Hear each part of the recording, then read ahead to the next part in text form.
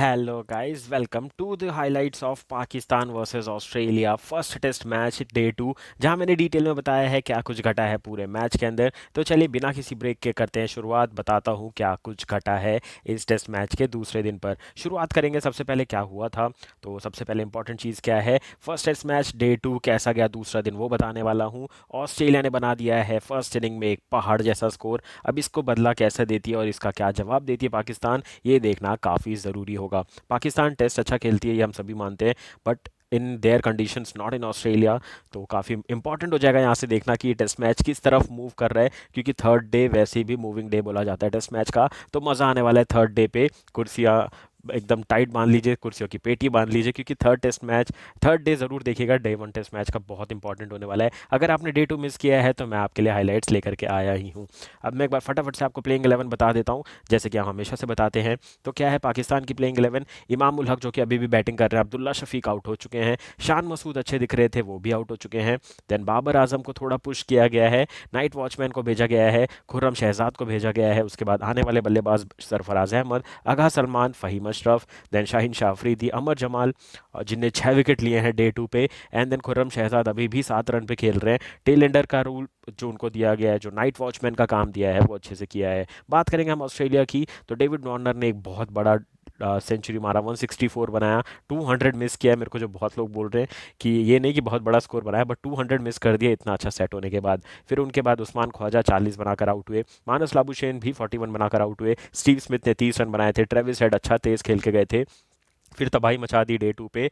Mitchell Marsh ने, आगे बताऊंगा 90 रन्स क्या बनाए इनने। Alex Carey, Mitchell Starc, PAT Cummins, Nathan Lyon और जॉश हेजलवुड। तो ये थी प्लेइंग 11। अब तक तो याद हो गई होगी, तो इसमें ज़्यादा टाइम इन्वेस्ट नहीं करते हैं, बढ़ते हैं हम आगे। बताता हूँ आपको इमेज वाइज इमेज क्या कुछ घटा। तो जैसी डे टू की शुरुआत हुई, एलेक्स कैरी और मिच स्टार्क आए क्रीज पे। दोनों काफ़ी पॉजिटिव नज़र आ रहे थे। 90 रन्स की पार्टनरशिप की इनने। सेकेंड डे की शुरुआत थे, बहुत अच्छे नज़र आ रहे थे।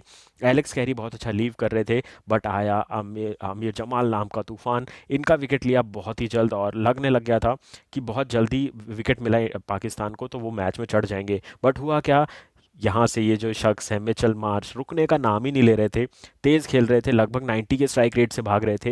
यही एक स्पेशल बनाती है ऑस्ट्रेलिया टीम को, जहाँ ट्रेविस हेड, मिचेल मार्श, ये दोनों लोअर ऑर्डर में तेज़ खेलते हैं, और टॉप ऑर्डर में हमेशा से डेविड वार्नर तेज़ खेलते हैं। तो उस्मान ख्वाजा, स्टीव स्मिथ और लाबुशेन को टाइम मिल जाता है। तो ये बहुत अच्छा टेम्पलेट बना लिया ऑस्ट्रेलिया टीम ने, और बहुत तेज़ से खेल रहे थे मिचेल मार्श। उन्हें पता चल गया था कि सामने मिचेल स्टार्क आ चुके हैं, पैट कमिंस का विकेट गिर रहा है, फिर हेजलवुड आ जाएंगे, नेथन लायन आ जाएंगे, तो इनने तेज़ खेलना शुरू किया। तो बहुत अच्छा लग रहा था। फर्स्ट सेशन काफ़ी अच्छा गया था पाकिस्तान ऑस्ट्रेलिया के लिए, बट सेकंड सेशन की शुरुआत, क्या गजब की शुरुआत। सिर्फ 2 विकेट गिरे थे पहले सेशन में ऑस्ट्रेलिया के, बट जैसे ही सेकंड सेशन की शुरुआत हुई, लंच के बाद दोनों टीमें आई, फटाफट से ऑल आउट किया पाकिस्तान ने। और ये शख्स आउट होना बहुत ज़रूरी था, वरना टारगेट 500 के पार दिख रहा था। पाकिस्तान काफ़ी खुश हुई होगी ऑस्ट्रेलिया को 500 के अंडर ऑल आउट करके, all because of this man अमीर जमाल। 6 विकेट लिए, पहला ऑस्ट्रेलियन द्वारा, पहला ही बार अपने देश के बाहर क्रिकेट खेल रहे थे और 6 विकेट लिए इनने। एलेक्स कैरी का जो विकेट था वो सबसे मस्त था, और मिचेल स्टार्क का जो बोल्ड मारा था वो तो और भी गजब का था। टोटल 6 विकेट लिए इनने, और इसी के बदौलत 486 पे ऑल आउट किया है ऑस्ट्रेलिया को, और एक मेरे हिसाब से लगभग 50 से 60 रन कम बनाने में रिस्ट्रिक्ट किया है। तो ये थोड़ा सा पॉजिटिव निकल के आया सेकंड सेशन के बाद। सिर्फ अगर मैं बात करूं, पहला दिन तो पूरा ऑस्ट्रेलिया के नाम था, उसमें भी अगर आपको कुछ पार्ट देना भी था तो आप थर्ड सेशन दे सकते थे, जहां ज़्यादा ओवर, कम रन दिए थे और कम विकेट मिले थे, तो वो एक सेशन था जो पाकिस्तान के नाम गया। वरना दूसरे दिन का पहला सेशन भी ऑस्ट्रेलिया के नाम गया था, क्योंकि 90 रन की पार्टनरशिप आई थी और सिर्फ 2 विकेट गिरे थे। बट फर्स्ट डे का टेस्ट मैच का जो सेकेंड डे का सेकंड सेशन था, वो पूरी तरीके से गया पाकिस्तान के नाम, क्योंकि दूसरे दिन पे इतनी गजब की बॉलिंग दूसरे सेशन में लंच ब्रेक के बाद, बहुत अच्छी बॉलिंग देखने को मिली पाकिस्तान से, और अच्छा ऑल आउट किया, वो देख के मज़ा आया। फिर आई पाकिस्तान की बैटिंग करने के लिए टीम, ये मिचेल मार्श अब आउट हुई है, वहाँ की इमेज है। और उसके बाद हम आगे बढ़ेंगे।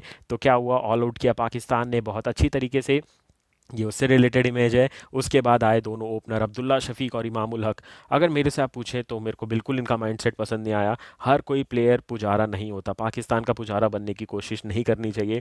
अब्दुल्ला शफीक भी स्लो स्लो खेल रहे हैं, इमाम उल हक डेड डिफेंस कर रहे हैं। इमाम उल हक अभी भी काफ़ी धीरे खेल रहे हैं, लगभग 150 बॉल खेल चुके हैं और सिर्फ 40 रन बनाए, बहुत ही ज़्यादा स्लो खेल रहे हैं इमाम उल हक।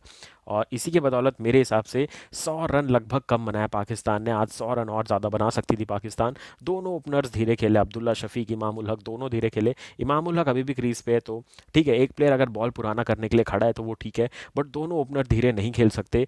और ये हमेशा से दिक्कत रही है पाकिस्तान की। ये हमने वनडे में भी देखा, मिडिल ऑर्डर में मोहम्मद रिजवान, बाबर आजम, सेम स्टाइल के प्लेयर दोनों आ जाते हैं, और यहाँ पे ओपनर दोनों स्लो खेलने वाले हैं। तो ये नहीं हो सकता, आपको कुछ ना कुछ गेम बदलना पड़ेगा। देखने को भी वैसे ही मिला, आपने ज़्यादा बॉल तो खेल ली थी, बट आपका स्कोर बोर्ड इतना आगे नहीं गया था जितना जाना चाहिए था। दोनों पुजारा बनोगे तो नहीं बन पाओगे, क्योंकि एक ही पुजारा है, वो इंडिया के पास है। हुआ वैसे ही, अब्दुल्ला शफीक स्पिन पे, नेथन लायन पे फ्रंट फुट पे ओवर स्टेपिंग की, स्टेप आउट करके मारने गए, बैट का एज लगा और पीछे लेग स्लिप पे खड़े थे डेविड वार्नर, उनके हाथ में गया कैच और वहाँ अब्दुल्ला शफीक आउट हो गए।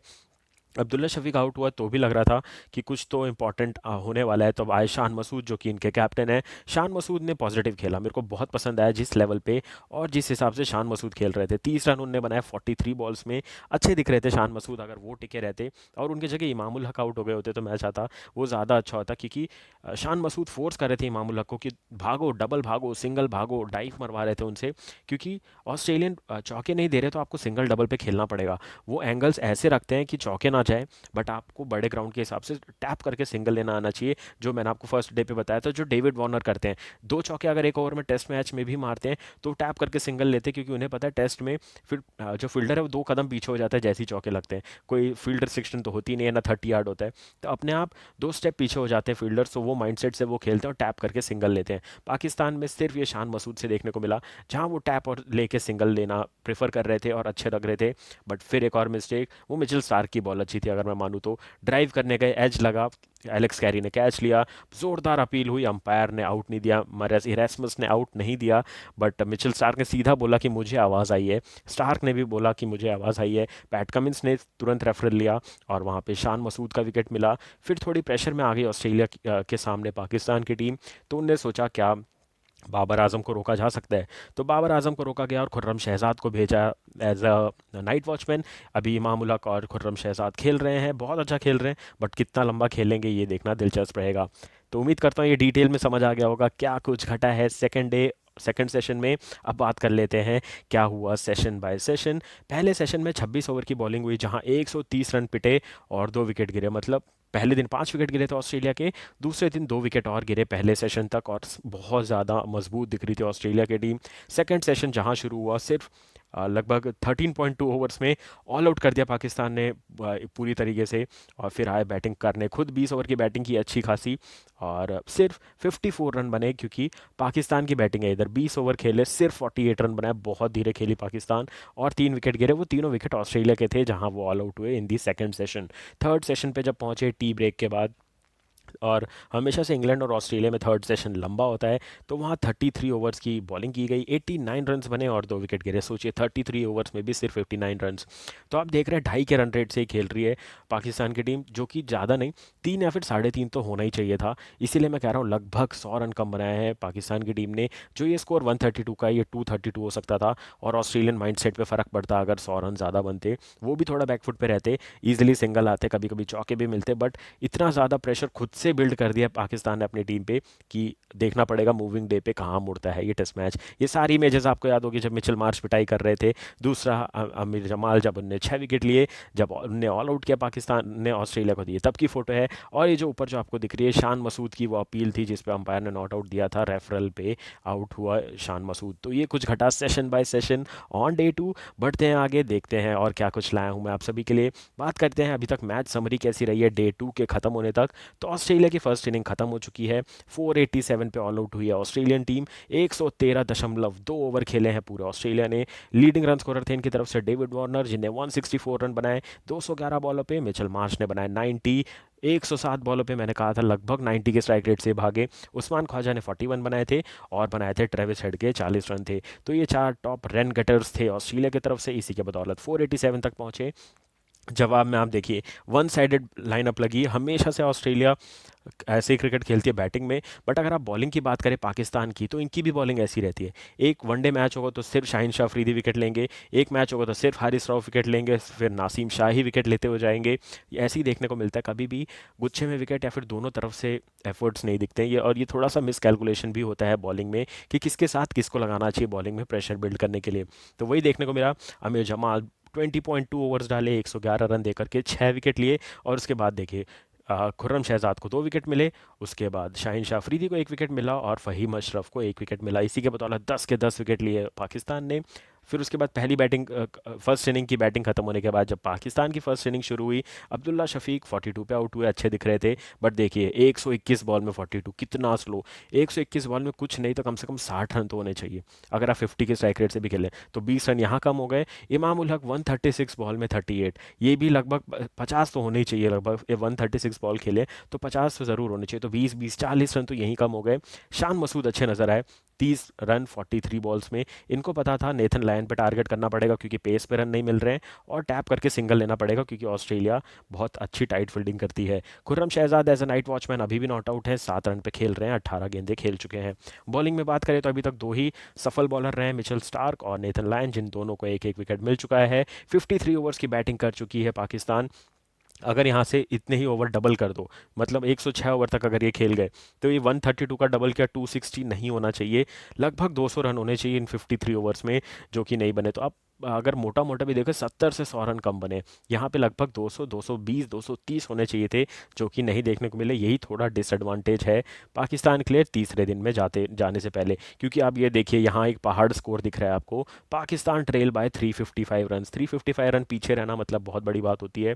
अगर वही यहाँ पे लगभग 70 रन भी बन गए होते तो 280 रन बचे होते सिर्फ, जो कि आप मूविंग डे पे कर सकते थे कवर। बट आप 355 को सर में रखेंगे, यहाँ से 150 रन बनाकर अगर आप ऑल आउट हो गए तो आप पूरी तरीके से टेस्ट मैच से बाहर है। तो पाकिस्तान को कुछ अलग करना पड़ेगा। बट हम जानते हैं ऑस्ट्रेलिया मैच नहीं छोड़ेगा। 2 ही विकेट गिरा। आप ज़्यादा आश्चर्यचकित मत होइएगा कि अगर 1.5 सेशन के अंदर ऑल आउट हो जाए पाकिस्तान की टीम, क्योंकि थर्ड डे स्पिनर्स भी गेम में आएंगे और पेसर्स भी गेम में तो रहते ही रहते हैं पाँचों दिन ऑस्ट्रेलिया में। तो ये थी मैच समरी। बढ़ते हैं आगे, आपको मैं बता देता हूँ क्या है मेरी प्रेडिक्शन डे 3 की। डे 2 की भी प्रेडिक्शन सही गई थी, मैंने बोला था मिचेल मार्श तेज खेलेंगे और रन फटाफट से बनाएंगे। मेरा प्रेडिक्शन था 450 प्लस टू 500, वैसे ही वो उसी रेंज के अंदर ऑल आउट हुए। और मैंने बोला था कि 150 टू 170 के लीड मिलने वाली ऑस्ट्रेलिया को, मैं अभी भी उसी पे अमल हूँ। तो अभी मैं पूरी प्रेडिक्शन वापस से बता दूँ। ऑस्ट्रेलिया क्या ट्राई करेगा, सबसे पहले ट्राई करेगा एक लूप होल, जो कि कौन है, नाइट वॉचमैन खुर्रम शहजाद का विकेट बहुत जल्दी लेने का ट्राई करेंगे। क्योंकि वो चाहते हैं बाबर आजम, साउद शकील, फिर सरफराज अहमद की बैटिंग जल्दी आए, क्योंकि एक विकेट लेना सुबह सुबह जल्दी है। और हैरान मत होइएगा अगर वो पहले या दूसरे ओवर में ही आ जाए। और क्या होने वाला है, दूसरी चीज़, इमाम उल हक को थोड़ा और पॉजिटिव खेलना चाहिए, डेड डिफेंस को कम करना चाहिए। ये मेरा एनालिसिस है, ये मैं ये नहीं बोल रहा ऐसा होने वाला है। थोड़ा तेज़ खेलना पड़ेगा, मतलब अगर अभी 136 बॉल पे सिर्फ 31 पे खेल रहे हैं तो थोड़ा तेज़ करना पड़ेगा। अगर 200 बॉल खेल जाते तो 70 80 तो बनाओ कम से कम, तभी कुछ मज़ा आएगा। वरना मैच आगे नहीं बढ़ेगा, स्कोर बोर्ड आगे नहीं बढ़ेगा, बस बॉल पुराना करते रह जाओगे, सामने से टीम ऑल आउट हो जाएगी। थर्ड पॉइंट क्या है, बाबर आजम, साउद शकील और इमाम उल हक पे मैच डिपेंड करेगा ये कहाँ जाने वाला है। अगर इन तीनों प्लेयरों में से किसी की भी एक अच्छी 60 या 70 रन की इनिंग हो जाती है, खासकर अगर वो बाबर या फिर साउथ शकील से आए, तो बहुत इंपॉर्टेंट है। क्योंकि वैसे ही इमाम 30 बना चुके हैं, 40 रन और बनाएंगे तो मैच में फ़र्क नहीं पड़ेगा। बट साउथ शकील और बाबर में से आके कोई बना जाए 60 70 रन, तो मैच में कुछ ट्विस्ट एंड टर्न आ सकता है और ऑस्ट्रेलिया प्रेशर में आ सकती है। ऑस्ट्रेलिया क्या करेगी, मिडल ऑर्डर में बहुत जल्दी घुसेगी और ऑल आउट होने वाली है पाकिस्तान कल के कल। मोस्टली 30 से 40 ओवर और खेलेगी ऑस्ट्रेलिया और ऑल आउट होने वाली पाकिस्तान। और ऑल आउट होने वाली, ये मेरा प्रेडिक्शन है, पाकिस्तान ऑल आउट हो जाएगी, ऑस्ट्रेलिया कर देगा। पाकिस्तान क्या छोड़ देगा ग्राउंड पे, पाकिस्तान 300 टू 320 के अराउंड ऑल आउट हो जाएगा और 150 से ज़्यादा की लीड देकर के जाएगा ऑस्ट्रेलिया को, ये मेरा प्रिडिक्शन है। और कौन बॉलर चमकने वाले हैं डे 3 पे, पैट कमिंस और नेथन लायन पे मैं बेट लगा रहा हूँ कि ये चमकने वाले हैं। क्योंकि तीसरा दिन नेथन लायन को ग्रिप मिलेगा और पैट कमिंस जब थोड़ी पुरानी बॉल हो जाती है, 50 ओवर वैसी पुरानी हो चुकी है, बस 10 ओवर और खेलने दो। 63 ओवर के बाद तो जब रिवर्स होने लगती है तो पैट कमिंस और धारदार हो जाते हैं, तो उन पर काफ़ी नजरें रहेंगी। तो ये था मेरा डे 3 का प्रिडिक्शन और डे 2 की हाईलाइट्स। उम्मीद करता हूँ पसंद आया होगा आपको। जितना मज़ा टेस्ट मैच देखने में आया होगा, उतना ही मज़ा मैं आपको हाईलाइट्स दिखाने में भी करूंगा। उम्मीद करता हूँ ऐसा कंटेंट आपको पसंद आता होगा। वीडियो को लाइक और शेयर जरूर से करते रहिएगा। लाऊंगा डे 3 की हाईलाइट्स भी बहुत जल्दी, जैसे ही खत्म होगा कल का match. So take care and bye bye.